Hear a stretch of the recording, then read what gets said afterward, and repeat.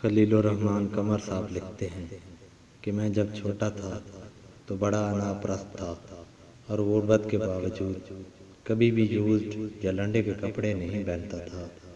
ایک بار میرے ابا کو کپڑے کا سوٹ گفٹ ملا تو میں نے ان سے کہا مجھے کوٹ سلوانا ہے، تو ابا جی نے اجازت دے دی اور ہاف سوٹ سے میں نے گول گلے والا کوٹ سلوا لیا، جس کو ان دنوں بڑا رواج تھا۔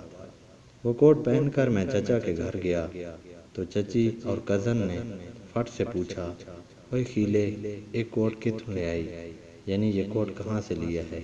میں نے کہا سوایا ہے چاچی، لیکن وہ نہ مانے۔ میں نے قسمیں بھی کھائیں لیکن ان کو اعتبار نہ آیا۔ خالہ اور پھوپھو کے گھر گیا تو وہاں بھی کچھ ایسا ہوا۔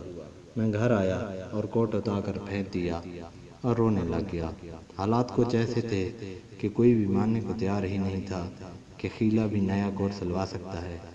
پڑھنے لکھنے اور جاب کے بعد جب میں ایک بینک کے بورڈ آف ڈائریکٹرز کی ایک میٹنگ میں اچھے سے ڈرائی کلین کیا ہوا لنڈے کا کوٹ پہن کر گیا تو میرے کولیگز کوٹ کو ہاتھ لگا کر پوچھنے لگے، خلیل صاحب بڑا پیارا کوٹ ہے، کیڑا برانڈ ہے تے کتوں لیا جے؟